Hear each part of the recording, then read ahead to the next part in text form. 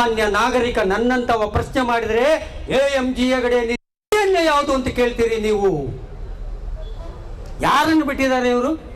ಕಾಂಗ್ರೆಸ್ಸಿನ ಒಬ್ಬನನ್ನು ಬಿಡಲಿಲ್ಲ, ಸಾಮಾಜಿಕವಾಗಿ ಹೋರಾಟ ಮಾಡುವವರನ್ನ ಬಿಡಲಿಲ್ಲ, ರೈತರನ್ನ ಬಿಡಲಿಲ್ಲ, ಎಲ್ಲರ ಅಪ್ಪ ಅಮ್ಮ ಅಕ್ಕ ತಂಗಿಯರನ್ನ ಫೇಸ್ಬುಕ್ಕಿನ ವಾಲಿಗೆ ತಂದ್ರು ಸರ್, ಫೋಟೋ ಸಹಿತವಾಗಿ ಟ್ರೋಲ್ ಮಾಡಿದ್ರಿ. ಇದು RSS ಬಿತ್ತಿದ ವಿಷ ಬೀಜ.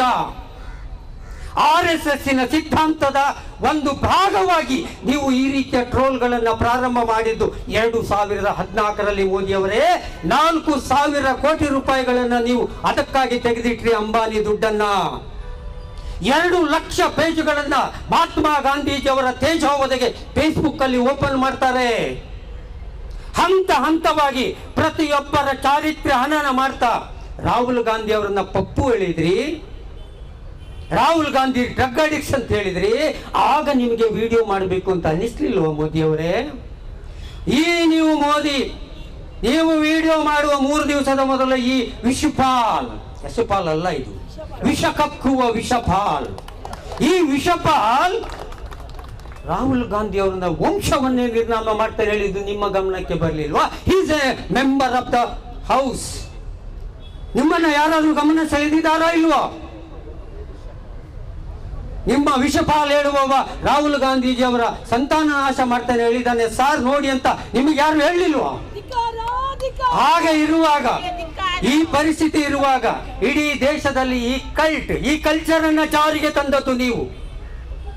ಅಣ್ಣಾ ಹಜಾರೆ ಅಷ್ಟು ದಿವಸ ಹೋರಾಟ ಮಾಡಿದ್ರು.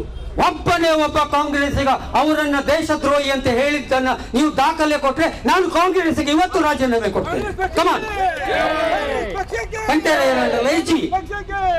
ಯಾರು ರಾಷ್ಟ್ರದ್ರೋಹಿ ಅಂತ ಅವರನ್ನು ಕರೀಲಿಲ್ಲ.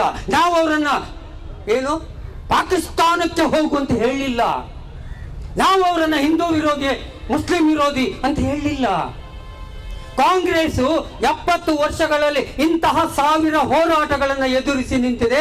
ಆದರೆ ಯಾವತ್ತೂ ಕೂಡ ಎದುರಾಳಿಗಳನ್ನ ಕೀಳು ಅಭಿರುಚಿಯ ಭಾಷೆಯಲ್ಲಿ ನಿಂದಿಸಿಲ್ಲ. ಕೆಲವೊಮ್ಮೆ ಕ್ರಿಯೆಗೆ ಪ್ರತಿಕ್ರಿಯೆಗಳು ಅಲ್ಲಲ್ಲಿ ಬಂದಿರಬಹುದು. ಈಗ ನೀವು ಈ ಹುಟ್ಟು ಹಾಕಿದ ಸಂಸ್ಕೃತಿಯೇ ನಿಮ್ಮ ಕಾಲ ಬುಡಕ್ಕೆ ಬಂದಿದೆ. ನಿಮ್ಮ ತಲೆಗೆ ನೀವು ಹೊಯ್ದುಕೊಂಡ ನೀರು ಅದು ಕಾಲಿನ ಬುಡಕ್ಕೆ ಬರಲೇಬೇಕು ಮೋದಿ. ಇದು RSSನ ಪ್ರೊಪಗಾಂಡ.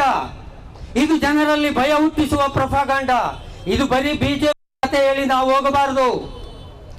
RSS ಹೇಳುವಂತದ್ದು ಬಿಜೆಪಿಯನ್ನ ಟೂಲ್ ಆಗಿ ಯೂಸ್ ಮಾಡ್ತಾ ಇದೆ.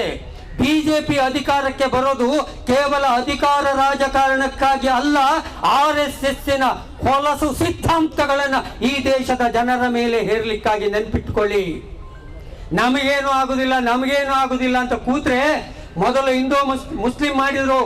ಈಗ ಎಲ್ಲರಿಗೂ ಮೊನ್ನೆ ಲಾಠಿ ಚಾರ್ಜ್ ಮಾಡಿದ್ರು. ಯಾರ ಮೇಲೆ? ಹಿಂದೂಗಳ ಮೇಲೆ. ಬಿಹಾರದಲ್ಲಿ ಇವತ್ತು ಮುಷ್ಕರ ಆಗ್ತಾ ಇದೆ, ಉತ್ತರ ಪ್ರದೇಶದಲ್ಲಿ ಆಗ್ತಾ ಇದೆ, ಉತ್ತರಾಖಂಡದಲ್ಲಿ ಆಗ್ತಾ ಇದೆ. ಅಲ್ಲಿ ಒಂದು ಜಾರ್ಖಂಡ್ ಅಲ್ಲಿ ಪರ್ವತವನ್ನು ಉಳಿಸ್ಲಿಕ್ಕೆ ದಂಗೆ ಎದ್ದವರು ರೈತರು, ಹಿಂದೂಗಳು ಅವರನ್ನ ನಾಯಿಗೆ ಹೊಡೆದಾಗೆ ಹೊಡಿತಾ ಇದ್ದಾರೆ. ಅವರಿಗೆ ಹಿಂದೂ ಮುಸ್ಲಿಂ ಹಿಂದೂಗಳ ಮೇಲೆ ಪ್ರೀತಿ ಅಲ್ಲ, ಅವರ ಕರ್ಮ ಹಿಂದುತ್ವ ಅದು ಎಂಥದ್ದು ಅಲ್ಲ. ಅವರದು ಈ ಹಿಂದುತ್ವದ ಅಲೆಯ ಆಧಾರದ ಮೇಲೆ